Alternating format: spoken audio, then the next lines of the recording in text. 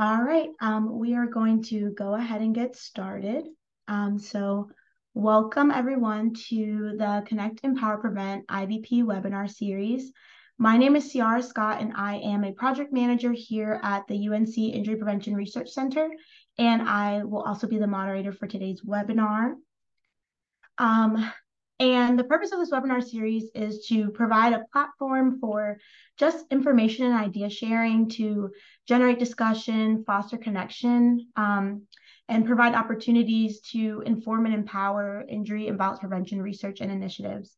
And so we host this webinar series through the UNC IPRC, and it's one of several educational events that we put on. And these webinars in the series are hosted on the second Wednesday of each month from 12 to 12:30 p.m. So from now until May of 2024, you can find us here every month at the same time on the same day. And this is actually our second round of the series. So this round will end in May, and then we'll kick back up the next academic year. And every month we feature a new speaker presenting on a different research topic or initiative relevant to injury and violence prevention. And down at the bottom of the screen is the URL for our website page specifically for the webinar series, where you can find more information and also links to past webinars. So just a little bit of housekeeping before we get started today. Following the presentation, we will have some time for questions and answers from you all with our speakers today. And so throughout the presentation, you can feel free to begin putting questions into the chat. I'll be monitoring the chat and collecting those questions for when we get to the Q&A portion of the presentation. And the presentation is also being recorded and will be made available on our UNC IPRC YouTube page. And along with that, or due to that, we have disabled the video and mic options for the audience just to protect the quality of our recording. So you won't be able to unmute or turn on your video right now, but when we get to the Q&A portion, I will enable the mic feature so that those who do want to verbally engage with the speakers can do that. And so now I'm going to pass it to Leah Taraskevich, who is the Managing Director for, it's a mouthful, for outreach, capacity building, and I'm probably forgetting one, but she's one of the leaders at our center. And so she's gonna talk to you a little bit about our center and introduce you to our speakers today. Yeah, thanks, Ciara. It is a mouthful, and I often forget it. Managing Director of Outreach, Partnerships, and Capacity Building. And I'm just filling in for our Associate Director, Beth Morocco, today. So yeah, excited to be with you all, and welcome. Thank you so much for being here. So just to say a little bit about who we are at the Injury Prevention Research Center. We're a multidisciplinary research center focused on injury and violence prevention. We're one of 9 funded injury control research centers, and that's funded through the CDC. We were founded in 1987 when that program, the Injury Control Research Center funding, became available. And a fun fact is that we are one of 2 centers, us and Hopkins, who have been continuously funded for 35 years since the beginning of that program. Our mission is to advance injury and violence prevention through interdisciplinary research and also training of the next generation of injury researchers and practitioners. We have 5 focus areas. Those are gender-based violence, opioid use disorder and overdose, child abuse and neglect, traumatic brain injury, and road traffic injury. Those are our focus areas. We do research in other injury and violence areas as well, but those are where we, that's how we generally organize our center around those 5 areas. And then our primary functions are to conduct research and outreach, as well as training and education for injury and violence, current injury and violence practitioners, as well as future practitioners. So yeah, that's a little bit about us. And if you could go to the next slide. So I have the great pleasure of introducing our 2 speakers today. And I actually have worked closely with both Anne and Megan. So They're wonderful. I'm excited for you all to get to hear from them today. So Anne L. Geissinger has a Master of Public Health degree in health behavior and health education and is a registered dietitian. She has over 10 years of experience in injury and violence prevention, including suicide prevention, the intersections with opioid use, adverse childhood experiences, and domestic violence, and issues of equity. Although she has worked in Arizona, the Midwest, and the Middle East, her work primarily has centered on North Carolina. Anne is the lead for the North Carolina Comprehensive Suicide Prevention Team that is funded jointly by CDC and COVID-19 health equity grants. In this position, she creatively and passionately directs the successful planning and implementation of suicide prevention strategies across the state. Megan Lueck has worked in suicide prevention since 2015 and currently serves as the Comprehensive Suicide Prevention Project Manager at the UNC Injury Prevention Research Center. Megan works closely with the North Carolina Comprehensive Suicide Prevention Team to increase knowledge of effective suicide prevention strategies among injury and violence prevention professionals across North Carolina. Megan has experience working with a variety of populations, including veterans, K-12 schools, public health professionals, and clergy. She's experienced in crisis intervention, planning and delivering training programs, creating suicide prevention messaging, and providing technical assistance for suicide prevention programs. Megan has a BA in public health studies, a master's in nonprofit leadership, and is in her final year of the Master of Public Health program at the Harvard T.H. Chan School of Public Health. So I'll pass it over to Anne and Megan. Good morning, everybody. Good afternoon, everybody. Thank you so much for giving us the opportunity to share with you some of what the North Carolina Comprehensive Suicide Prevention Project is about. Next screen, please. I think I'm glitching a little bit, so I'm going to turn off my video and just leave my voice up. So our session today, we're going to do an overview of the Comprehensive Suicide Prevention Project, CSP.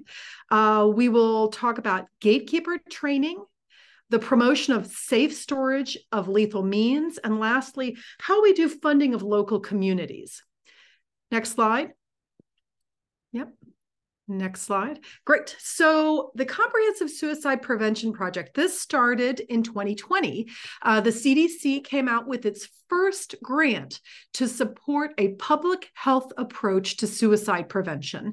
North Carolina, we scurried and put together a great application, and we're fortunate enough to be one of 9 recipients selected for those 5 years of funding.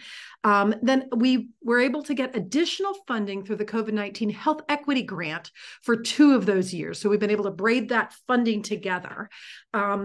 With this project, we have focused on 4 priority populations, the most affected groups in North Carolina, and that is men, rural communities, veterans, and youth, with a special focus on LGBTQ+ youth. So of the strategies, we have multiple strategies with the CSP project, but the 3 we'll be talking about today is gatekeeper training, safe storage, and funding local communities. And I'll take us through the gatekeeper training. So gatekeeper training is all about building suicide prevention and crisis intervention competency for those people that are likely to encounter somebody in crisis. And the way we kind of think about suicide prevention gatekeeper training is a little bit how most of us see if somebody drops to the ground, you're like, oh, they're having a heart problem, let me call 911. That doesn't mean you're a heart surgeon. That doesn't mean you jump in and can fix all their problems, but it does mean you're aware that somebody is in crisis and you connect them to care. That is what suicide prevention gatekeeper training is helping people around you become aware of what's happening, that somebody's at risk, and connecting them to care. So we have 3 specific programs that we run. One is called Faith Leaders for Life. And this is a really interesting program. It's cohort-based. It's all done virtually, and it's for faith leaders and faith communities. And if you think back to the last slide, one of the populations we identified was rural communities. And we know that in rural communities in North Carolina, we have provider shortages. So if you don't have a lot of mental health providers, if you don't have a lot of medical providers in rural communities, who is available to identify that people are at risk? And through discussion with North Carolinians, we decided that a good way to approach getting into rural communities was through faith communities, that many faith leaders are in a position when talking with, counseling, and working with their communities to identify that somebody is at risk, and maybe I should connect them to care. So that's our Faith Leaders for Life program. We have another program called Start with Veterans. Again, this is virtual, and in North Carolina, about 1 in every 11 people is a veteran. So most of us intersect with veterans on a daily basis. So if you are intersecting with veterans, we have a free training that is available, and it's called Start. It's online, it's only 90 minutes long, but it allows you to learn how to identify somebody's at risk, and then to increase your competency and confidence in how to approach that person and ask them, hey, are you thinking of suicide? Are you thinking of dying? And these are really hard but important questions to ask. So that's what our Start with Veterans program does. And then our third training is called Applied Suicide Intervention Skills Training. And that's ASSIST for short. Now, this is a very in-depth training. So it's not the, oh, I see somebody's in trouble, I'm going to call for help. This is more of identifying somebody is right now in a crisis. And it's known as suicide first aid. It's responding to somebody in that moment to that crisis. Next page. So as I said, Faith Leaders for Life, we have run this program for 1 year.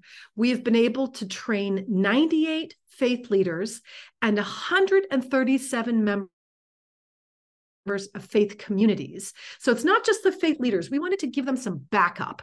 We wanted to give them some other people in their community, in their congregation, who understand how to talk about suicide, how to identify it, and what to do. Overall, this 1 year of Faith Leader for Life has impacted 25,000 North Carolina congregants. If this is a program you'd be interested in your community, Abby Coffey is on our team. You can just email her for the information. We can provide you with this flyer and also send you the link for the next application. We will be running this program 2 more times this next year, in May and June, and July and August. So please reach out to Abby and find out more about this program. Start with Veterans. This training has been provided to 183 individuals. And these are folks that maybe help veterans identify career paths, or they work at a domestic violence shelter, or they work as a social worker in a public health department. The training is open and available to a wide variety of folks. So if you think you or even your whole organization would be interested in getting this free gatekeeper training, just make a list of the folks who would like it. Again, contact Abby Coffey. She's on the CSP team, and she will hook you up with this. She'll be able to send you an email with a link to the free training, and you'll be able to take it at the comfort of your own home. It's only 90 minutes long. If you have to let the dog out, you just pause it for a second, let the dog out, let the dog in, and get back into the training. So let us know if you're interested. Reach out to Abby for this training. And the last training is the ASSIST training. So unlike the other 2 options, this is a 16-hour-long training. It's the gold standard. We have trained 41 people in ASSIST since 2022. And in fact, this year we provided an assist train the trainer and created 24 new assist trainers who can provide assist workshops in North Carolina. And moving forward, that's what they're going to be doing. And Megan will be running another assist T4T in early March of 2024. If you are interested in participating in either an assist workshop or maybe becoming a trainer, please reach out to Jane Miller. Jane Miller is also a member of the CSP team, and she can connect you to people and events and opportunities in your community so that you can access this amazing gold standard training. Thank you, Anne. We're going to move into talking about some of our firearm suicide prevention work. So we really have three strategies here for our suicide prevention work when it comes to firearms. One of these is supporting firearm safety teams across the state. This is based on a model that was originally created by the Durham County Department of Public Health. They have now, for a couple of decades, hosted their own local firearm safety team. And so one of the things we do is partner with Durham County to help get folks into the training that they host, and then also provide technical assistance and support to teams across the state who are in various stages of development. So some folks are just starting up a team, some folks are just interested in starting a team. And then we have some teams that have been operational for a few years now. And so one of the ways that we provide support to those teams is through our new Firearm Safety Teams Collaborative. And this is approximately quarterly virtual meeting, and we bring together those firearm safety teams across the state to provide some technical support to help answer some of those questions about who should be on a firearm safety team and what kind of work should our team be doing. Another one of our strategies is counseling on access to lethal means. This is also known as CALM training. And this is a training that aims to reduce a person's immediate access to lethal means of suicide, like firearms or certain medications that could be used in someone's suicide attempt. And so in the CALM training, what we do is we provide this training to folks who are clinicians, healthcare providers, social service providers, public health professionals, really anyone who may be having a conversation with someone who's at risk for suicide. And the goal of this training, similar to the gatekeeper trainings, is one, kind of recognizing that someone might be in crisis, but this one has a really specific focus on, okay, I recognize that my patient or my client may be thinking of suicide, and I need to have a conversation with them about, do they have guns in the home? How do I have that conversation? Durham County is hosting another round of training, kind of a quick start training for prospective firearm safety teams. I believe that application is open now and will be open through January 3rd. My email address is here on the screen, and I would be happy to get you the link to that application. There's also a flyer here, and any of these flyers that you've seen, if you're interested in receiving a PDF of them, please reach out to one of us and we can get you those as well.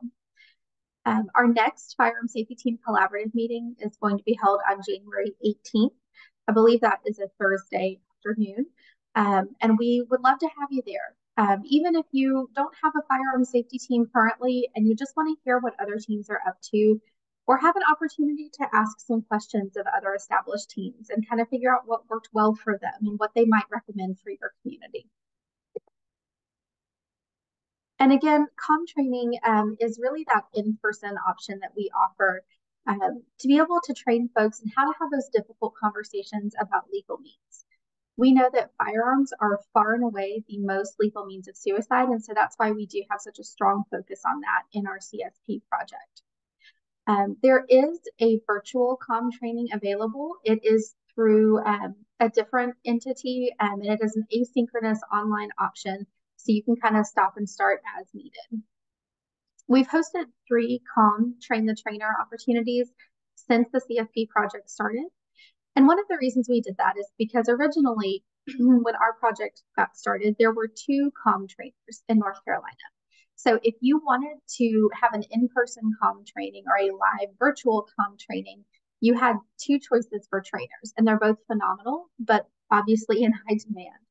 And so through our 3 Train the Trainer opportunities, we brought that number up from 2 to 27 just since 2021.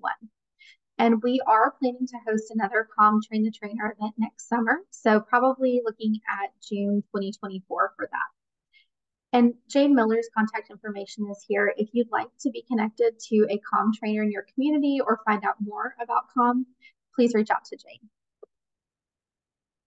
And then finally, just want to touch on some of our work to fund suicide prevention activities in local communities. And so this funding runs through August of 2024.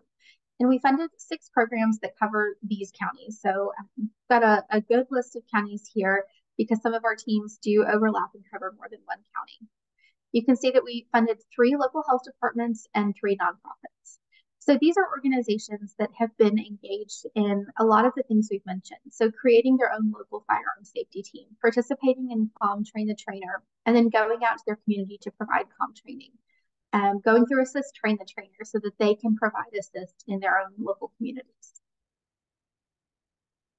And then finally, as we wrap things up, I'd love to invite you to join us for our next Comprehensive Suicide Prevention Advisory Council meeting.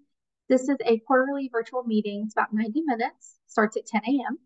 And our goal is to bring together partners who are engaged in suicide prevention all over the state of North Carolina. And we created this to be a peer-led environment. So we invite folks who are engaged in suicide prevention activities to present on what they're doing and to share with us. So you'll hear a little bit from our team, but mostly we then turn the meeting over to some of our partners and collaborators to share what they're doing and share some opportunities to get involved with their work. Our next meeting is on Valentine's Day, so February 14th at 10 a.m. And if you are interested in attending that meeting, getting on our listserv for those meeting invitations, please don't hesitate to reach out. And Anne, I'll turn it over to you if you want to just kind of wrap us up on this last slide. Great. Thank you, Megan. So yes, throughout this conversation, Megan and I have mentioned other members of the team. And so here's the whole team pulled together. Take a screenshot so you know who we are and what we work on. But we are thrilled to have the funding we have and to do the work we do across the state. Are we opening it for questions? Yep. We are at the Q&A part of the presentation. So if you have questions, you can feel free to put them in the chat, or if you'd like to say them out loud, please use the raise hand function and I'll call on folks one at a time just so we don't have any overlap. But in the meantime, we do have a couple of questions that have come into the chat. One from Barbara Martin, and she's wanting to know if there's a website for the Start with Veterans training program. Hey, Barbara. Yeah, just email Abby Coffey. That's how you get a hold of that and get into that program. Good question. Awesome. And then we have another question from Jane Zill about if you all will be willing to share the slides from this presentation. Okay, awesome. So yeah, I will be sending a follow-up email to everybody who's attended after the webinar, and so I can attach those slides in that email.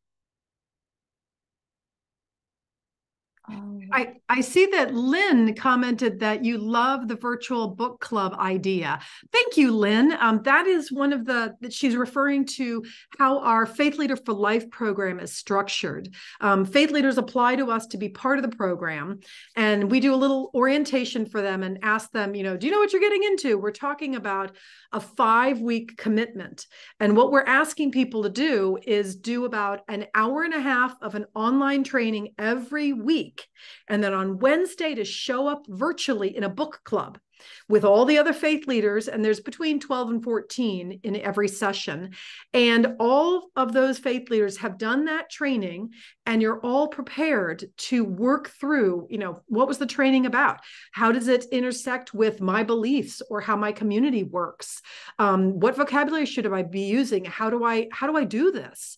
And you can actually talk to other North Carolinian faith providers, faith leaders, and talk to them about how they're being successful with this program in their community. So yeah, the virtual book club has been really key to connecting faith communities across denominations, across the state, to each other and really engaging them in that conversation about how to do this really important work. So yeah, we love the virtual book club. Awesome. Thank you, Anne. All right, so we've got a few questions. One from Alex Coffey. She would like to know if you all can elaborate on your efforts to reach the LGBTQ youth through these trainings and partnerships. Great question. Our work with LGBTQ plus youth in partnership with the Department of Public Instruction. Together, they have been working on a training called How to Be an Ally. We know that LGBTQ plus youth are at much increased risk, often because they don't have somebody on their side. They don't have somebody there to be their advocate. And so How to Be an Ally is a training that is available to public teachers, public school teachers, and staff across North Carolina, where they learn about what are LGBTQ plus youth up against, and how can you be their ally? So this team, specifically Jane Miller, she's our expert. She worked directly with Department of Public Instruction to write the suicide prevention portion of that. And that training is now up and available for folks that want to attend. So yes, it's a great resource. Thank you. So we have another question. I see, Paris, you have your hand raised, so you can go ahead and unmute to ask that question. Hi, can you hear me? Yeah. Great. I just want to say thank you, Anne and Megan. This was a wonderful presentation, and I've been interested in your work for a long time. So my question is about crisis centers in North Carolina. Kind of curious about what your partnerships with them look like. And also, I'm kind of curious how many there are, because I'm not really sure if there's one in this area or if that might be kind of an area, like a direction for the future of like creating more crisis centers. Mm-hmm. Paris, that's a great question. And Jane, I'm going to ask if you can find the website and drop it into the chat. The whole team is here. So the crisis centers, our focus really is we want to get to people before they get there. So the crisis centers are managed by the Division of Mental Health. And they're partners with us, and we work with them, but the crisis centers are within their wheelhouse and their funding.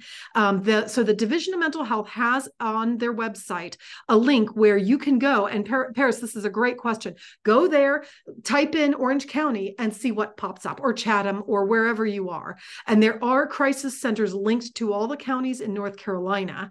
One of the things that we do is when we have trainings with folks in North Carolina, we say, hey, everybody, get your phone, get your laptop, pull up this website, and then go find your crisis center and put it in your phone. And additionally, call your crisis center. Megan, could you take them through a couple of the questions that we recommend? What conversation should they have with a crisis center? Yeah, and I know we're getting close on time, so I can just go through this real quick. Just want to emphasize that our partners at DMH oversee crisis center operations, so we do collaborate with them all the time. And so one of the things that we recommend is that folks identify your local crisis center and then go ahead and give them a call. When you do, you can let them know, like, I'm a public health professional, or I'm a clinician or a healthcare provider, and I want to understand what this process is like for my clients, my patients, my colleagues. And we typically recommend asking kind of what their hours of operation are, the ages that they serve. Do you need to have health insurance to access care? And then a good kind of open-ended question is what would be helpful for someone to know when they need to access services? And that's just a very, very quick rundown of some things that might be helpful to know when you're accessing crisis care. But we do recommend folks act very proactively so that you kind of have an idea of what that process is going to be like should you or someone in your life need that. And then, yeah, there is one center in North Carolina as far as the crisis hotline, the 988 lifeline. There is one center in North Carolina that answers the 988 line for the state, and I believe they are located in Greenville. All right. I think that we have time. We have one more question, so I think we have time to answer it. And that question is from Emma Bernick, who would like to know if the Faith Leaders for Life is only available in North Carolina. If Faith Leaders for Life is only available in North Carolina? Mm-hmm. Yes. Okay. So the online virtual training that we use as part of the program is a product called Faith. that is created and run by Living Works, which is a Canadian company. So that faith program, that 7 hours of online training, anybody can purchase that in any state. We've taken that and built that into a larger program with our virtual book club, with our continuing technical assistance, with creating a coalition for our faith leaders. So we have a lot of things we've wrapped in around that standalone virtual training that is North Carolina specific. But the faith training itself is available and online available to anyone who wants to purchase it. Awesome. Well, thank you both so much. And thank you to the audience for such engaging questions. This was a really great presentation. That is all that we have for today's presentation. And before we go, I do want to just forecast our next webinar will be in the new year in 2024 on January 10th, same time. And I will be sending out information soon with speaker details and registration links for that webinar. But otherwise, thank you again to Anne and Megan. And I hope that everyone has a great rest of your afternoon.